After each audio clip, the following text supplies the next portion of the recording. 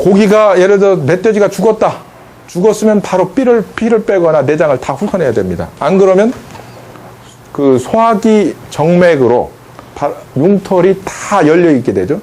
그럼 똥에 그 나쁜 기운이 그대로 몸을 타고 온몸으로 돌아다니죠. 그럼 고기 맛이 어떻습니까? 네, 맛이 안 좋습니다. 그렇죠? 모든 게 죽게 되면 열린다. 똑같아진다. 세포의 문도 열리고 다 열려서 어디까지나 뭐예요? 다 똑같아진다. 이거하고 다 똑같아진. 그게 한마디로 죽는 겁니다. 자, 동공.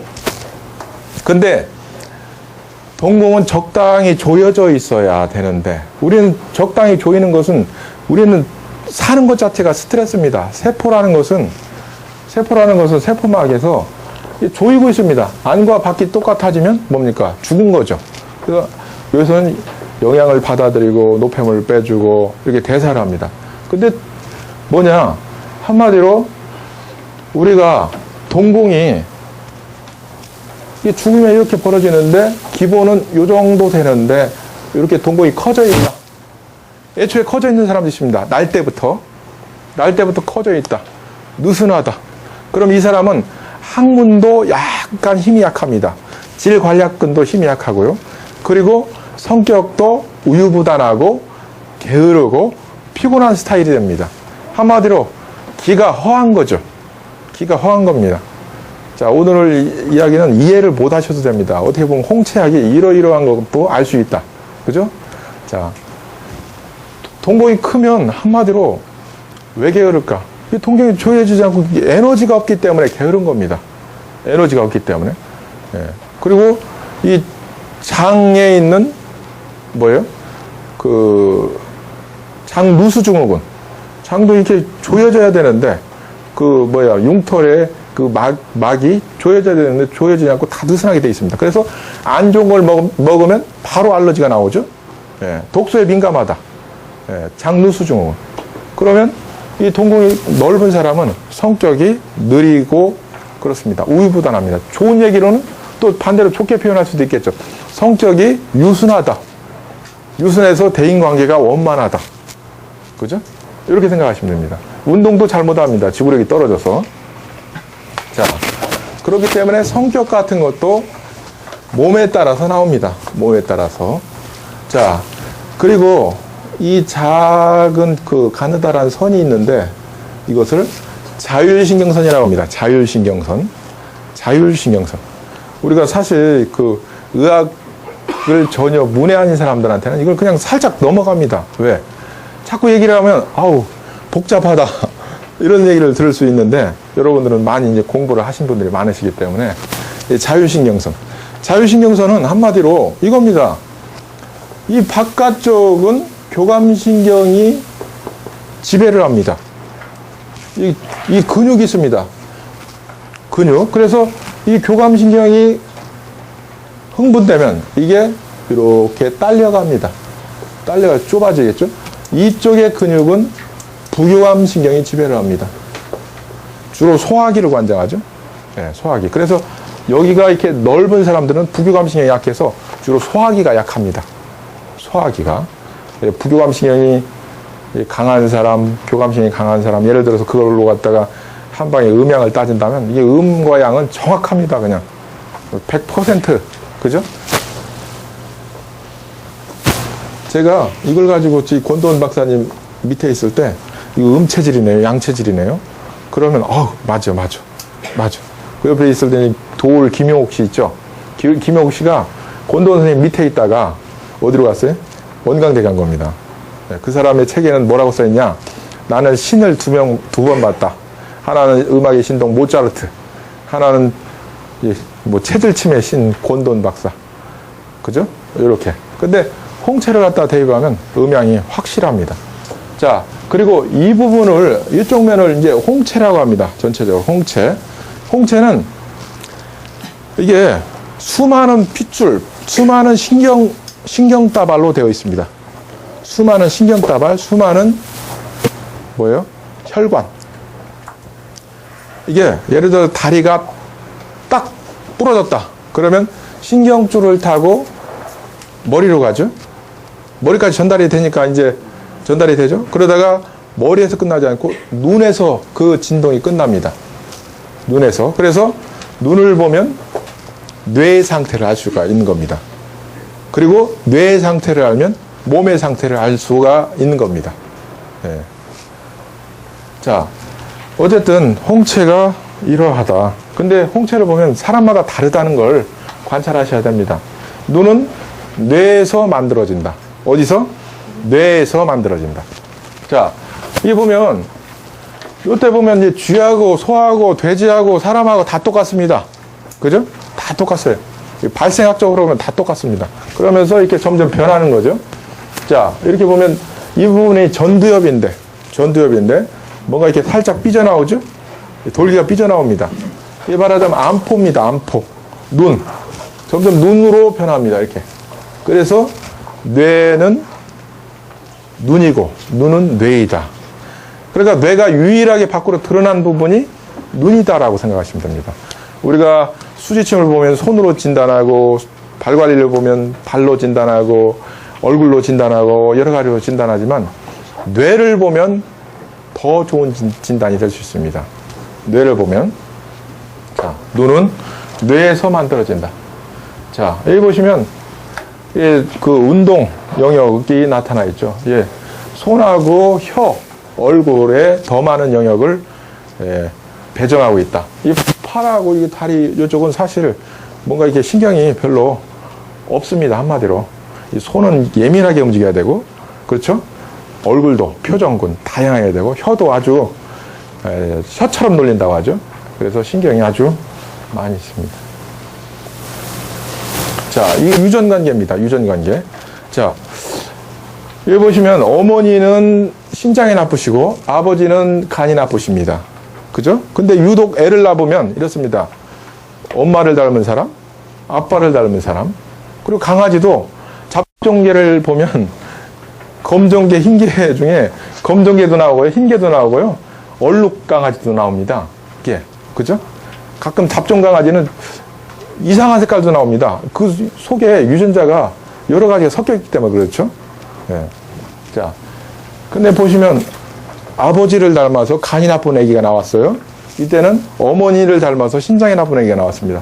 이때는 다 닮았습니다. 그래서 형제 중에 특별히 약한 또 아기가 있죠. 이때는 병수는 안 닮고 다른 부분만 닮았습니다. 좋게 믹스가 된 거죠. 좋게 믹스가 된 겁니다. 자, 근데 이렇게 생각하시면 되죠. 자, 어머니도 신장이 나쁘고 아버지도 신장이 나빴을 때 두 사람의 나쁜 점이 중복돼서 나타났다. 그러면 아기들이 날 때부터 신부전증. 그죠? 아기들 있죠? 아기들이 새로 태어난다. 태어나면 홍채가 너무 깨끗할 것이다. 아기들 홍채가. 그럴 수 있죠? 그렇게 생각할 수 있어요. 근데 절대 안 그렇다는 거죠. 누굴 닮아서? 부모를 그대로 닮는다. 그죠? 그래서 날 때부터 암이 있지 않습니까? 소아암. 그렇죠? 심장 기형. 그죠? 다 문제가 있습니다. 예, 그래서 그 날 때부터 설사하는 애기들. 그죠? 날 때부터 소아당뇨. 그렇죠? 여러 가지 질환들이 많습니다. 그래서 유전적인 걸 홍채에서는 아주 잘 나타낸다. 자, 예를 들어서 애가 머리에 구멍이 뻥뻥 뚫렸어요. 근데 애가 공부를 못해. 서로 자기 닮아서 그렇다고. 그죠? 공부를 못한다고. 그럼 뭐예요? 이 머리 쪽이 누굴 닮았나? 이게 보면 누굴 닮았을까요?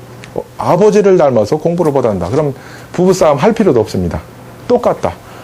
뇌 쪽이 닮은 쪽의 성격을 그대로 담는다는 거죠. 뇌 쪽이 닮은 쪽.